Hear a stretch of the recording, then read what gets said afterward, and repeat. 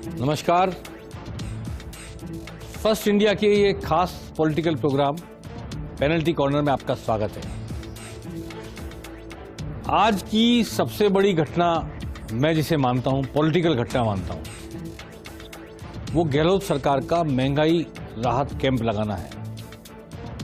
आप कह सकते हैं कि इतनी सारी योजनाएं, कैंप और लगा दिया, लेकिन इसके जो राजनीतिक मायने हैं उसे समझने की कोशिश कीजिए। शायद हर आदमी, आम आदमी इसको ना समझ पाए। चिरंजीवी योजना, पेंशन स्कीम, आपको अन्नपूर्णा किट, 100 यूनिट फ्री बिजली, तमाम तरह की जितनी योजनाएं, पेंशन, दिव्यांगों को पेंशन, 500 रुपये का सिलेंडर, ये सब बिखरी बिखरी योजनाएं अलग अलग खांचों में थी। इनको एक तंबू के नीचे, एक छत के नीचे लाने का काम अशोक गहलोत ने किया है, ताकि हर व्यक्ति अपने को मिलने वाली राहत को रेखांकित कर सके। हर व्यक्ति को पता चले कि गहलोत सरकार ने हमें ये दिया है, और इतना देने वाली गहलोत सरकार हमें वापस चुननी है, नहीं चुननी है। ये सवाल भी आदमी अपने जेहन में लेके जाएगा, उसका जवाब लेकर महंगाई राहत कैंप से आएगा। देखिए, इसके कई मायने हैं। ज्योति बसु सीपीएम के एक मुख्यमंत्री हुए थे पश्चिम बंगाल में। उन्होंने 25 साल कम्युनिस्ट शासन बंगाल में चलाया, अकेले चीफ मिनिस्टर रहे 25 साल। उसकी सबसे बड़ी वजह यह थी कि उन्होंने मार्क्सवादी कम्युनिस्ट पार्टी के वर्कर्स को सरकार की नीतियों के इम्प्लीमेंटेशन के साथ जोड़ा, और इस जोड़ने के साथ ही उन्होंने बहुत सारी राहतें जो उन्होंने दी, बहुत सारी योजनाएं जो उन्होंने लागू की, उनके इम्प्लीमेंटेशन में जब सीपीएम का वर्कर माध्यम बनता, दाता के रूप में आता, कनेक्ट करता मतदाता से अपने आप को, तो मतदाता भी उससे अपने आप को कनेक्ट करता, और 25 साल तक कार्यकर्ता महसूस करता रहा कि सरकार मेरी है और मैं सरकार में भागीदार हूं, क्योंकि जनता के बीच में सरकार का नुमाइंदा बन के बह जाता था, और उसकी नुमाइंदगी से जनता को कुछ न कुछ मिलता था। आज यही काम अशोक गहलोत ने शुरू किया है। कांग्रेस का वर्कर जो शायद चुनाव के समय मैदान में उतरता नहीं उतरता, बूथ पर मौजूद रहता नहीं रहता, आज से ही उन्होंने कांग्रेस के वर्कर को चुनाव अभियान में झोंक दिया।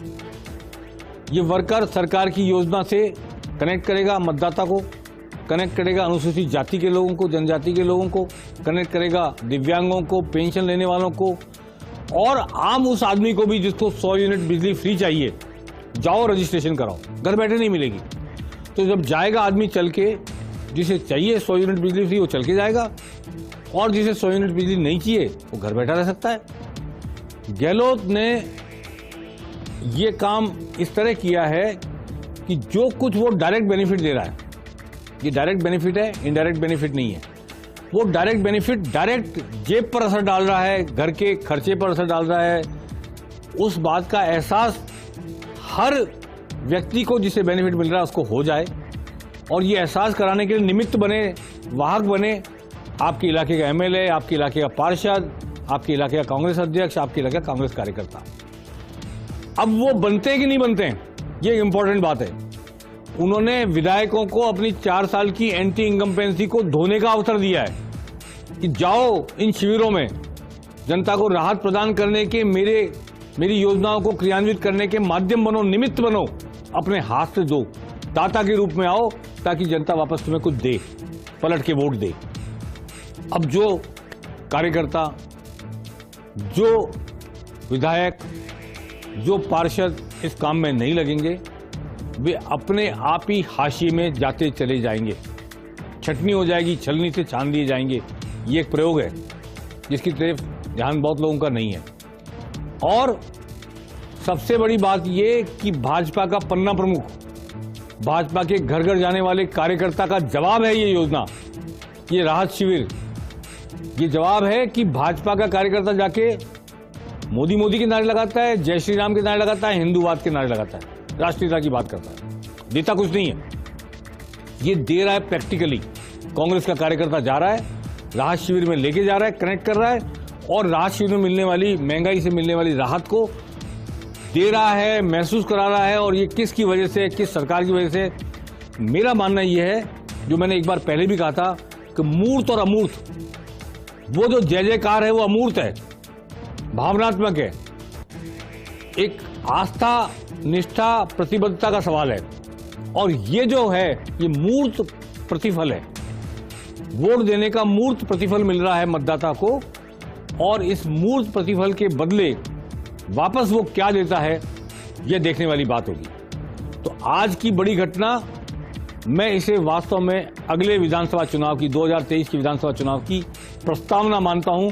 आज से कहानी लिखना शुरू कर दी है अशोक गहलोत ने।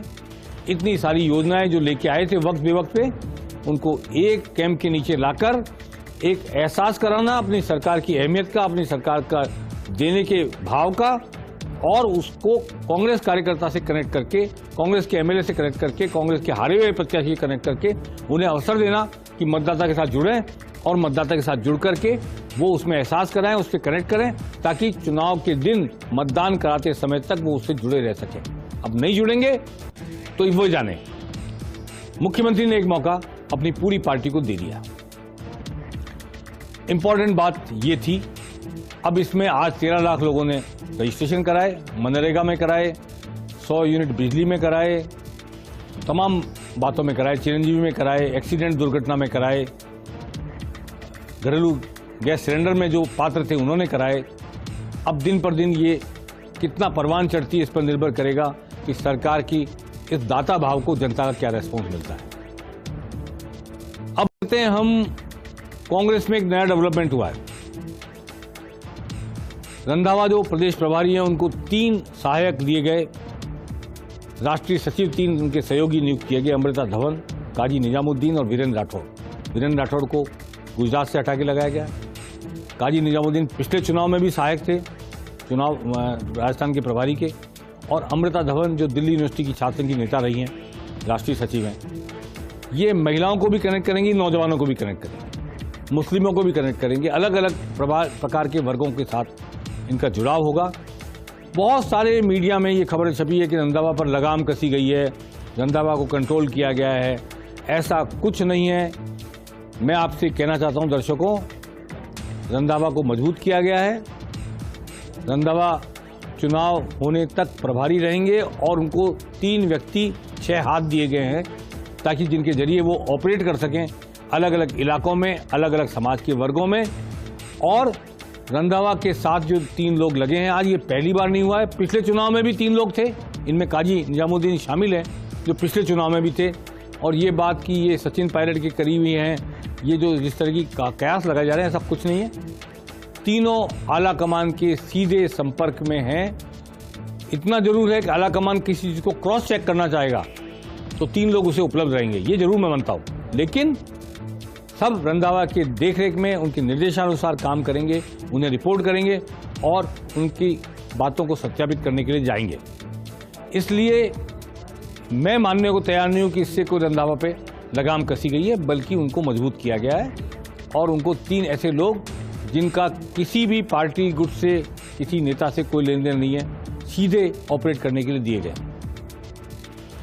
इससे पार्टी मजबूत होगी। पिछली बार भी 3 लोग थे, इस बार भी 3 लोग आ गए, और चुनाव की तैयारी शुरू होने के संकेत हैं ये। अब इस